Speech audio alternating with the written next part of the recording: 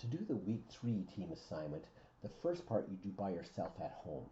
But the first thing to do is go to the course home and load the Excel keyboard shortcuts just for reference while you do it. I'm going to walk you through and say which buttons I'm using, but it's good to have this reference file open.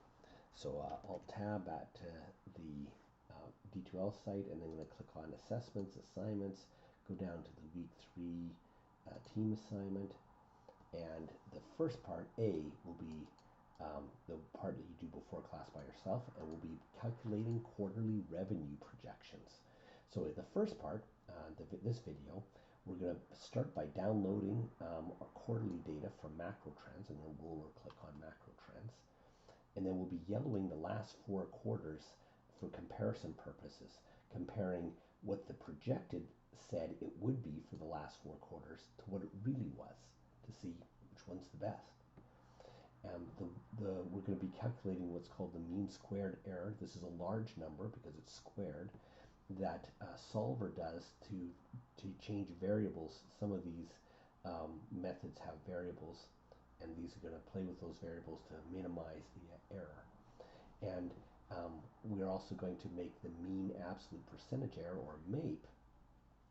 This is for humans, it's a small percent, to see once we've figured out what this forecast, the best that it can do, how good is it really, what percent error is it. And then we're going to make a chart comparing our historic data and our forecast. Once we do this for our original data, we're going to make a copy of that sheet for each of these 8 different forecast types. So now I'm going to go Alt-Tab to get to MacroTrends. I'm going to type the name of my company. You type the name of yours, and then use the arrow down to go to the revenue. That's the first page is the one we want with the revenue. Now, if you scroll down here, you'll see past the charts that there's both yearly revenue and quarterly revenue. We're going to use the quarterly revenue. And you remember that in week 1, you tested to see, did you have at least 5 years of data? I have way more than that, but look, I have some gaps. I'm going to have to get rid of those gaps, or get rid of the data after that.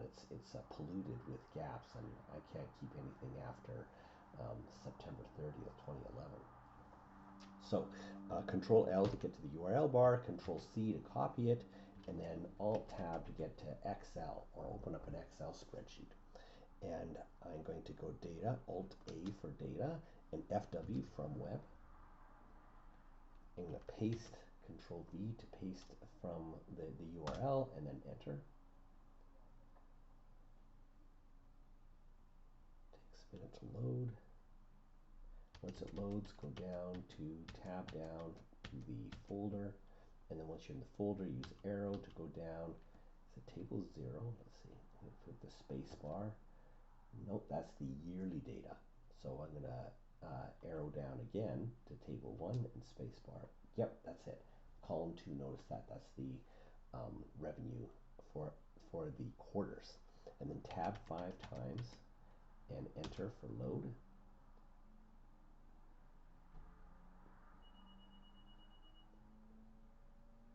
And it brings in my data. Now before I go on, I'm going to save the sheet, and I'm going to rename the tab. So F12 to save the sheet. I'm going to put it in downloads, and I'm going to call it ADM Week 3. Now the first column is not necessary, it's just a repeat of what it is, so that's not needed. So that is Shift space, actually it's Control space for that row. And now once for that column, and once that column is selected, Control minus. Now the quarterly column is too wide, so that's Alt HOI. That makes it as wide as the longest data point. And then I'm going to rename A1 quarters. I'm also going to rename B1 historic. This is the historic data. And then if I page down, here's where my data starts to become a problem. It's the last good one is September 30th, 2011. So I'm going to select all the ones where it has started to have holes in my data, and Shift space for the rows, and then control minus to delete those rows. And then control home. I'm going to sort it so that the oldest ones are on top. So when I'm in cell at A1, I go Alt down arrow to get to my menu, and it's the very first one I want. Sort. Notice how the S, it's under S for sort. The oldest to newest, that's the one I want, S. And then I'm going to go down L down, and I'm going to yellow out these last 4 quarters, this last year. After I selected them, go Alt H, and then down to yellow, and across to yellow. There. Now control home. Now, in the next column I want to make, in column C, I'm going to type in forecast. And as soon as I hit enter, you'll see it all goes green as a table, and that's because it's contiguous.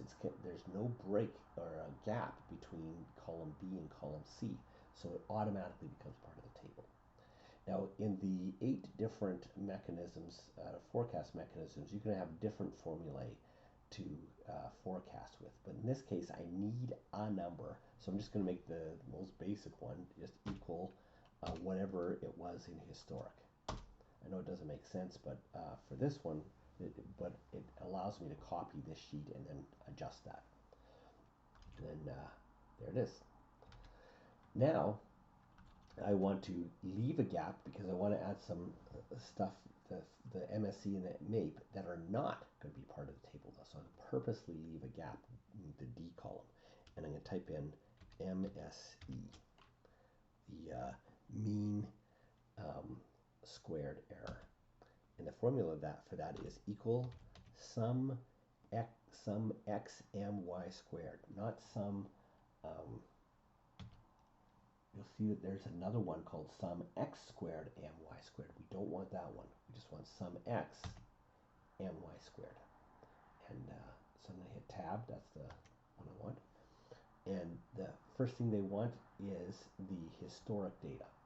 So I'm going to go control home to go to A1, and then go down one, across one with my arrow keys, hold down shift and down, and then while I'm still holding shift, up arrow 4, because I'm not going to include the last 4 quarters. And then I can let go of shift and comma for the next thing they want, which is the forecast data.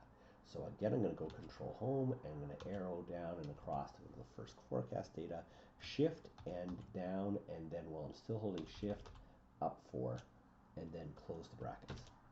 Now, I need to make this a mean or an average, I need to divide this sum by how many there are.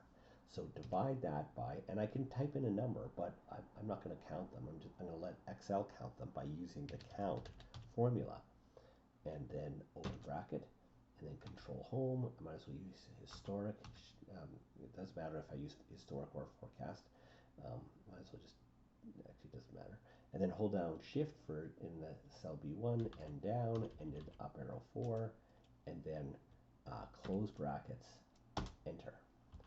So that's the MSC. I know it's 0 now because there is no difference between my historic and forecast, and that's okay. This number will get big when we put different formula. Now we want to calculate the MAPE.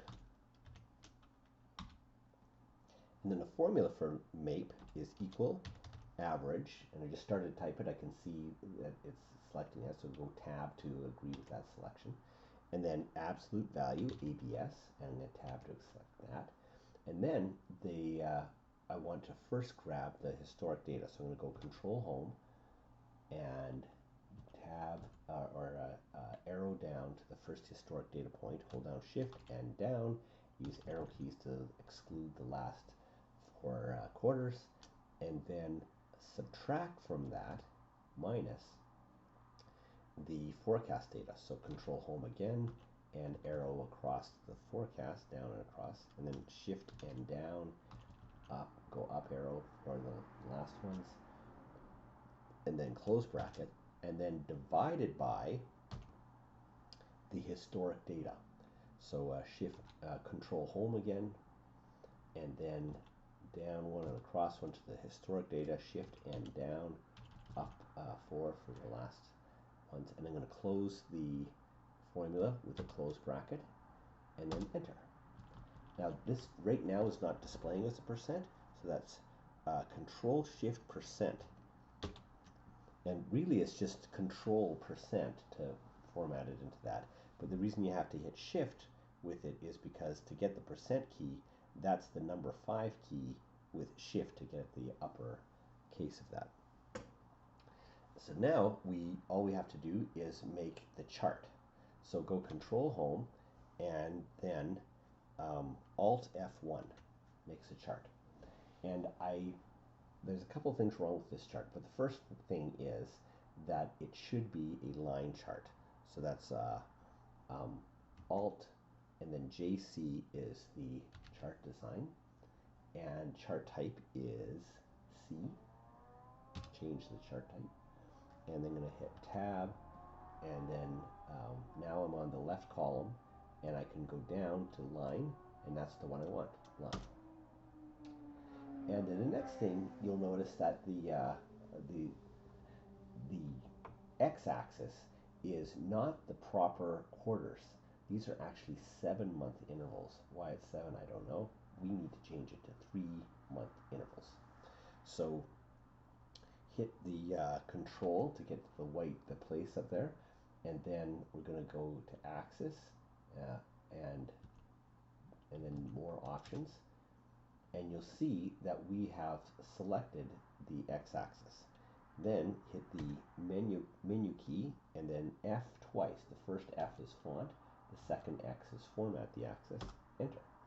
And now we tab down until keep tabbing until we get to the major units. And instead of 7 months, it's 3 months, enter. And now there's so many of them that's hard to fill, so I'm going to stretch my chart out a bit. And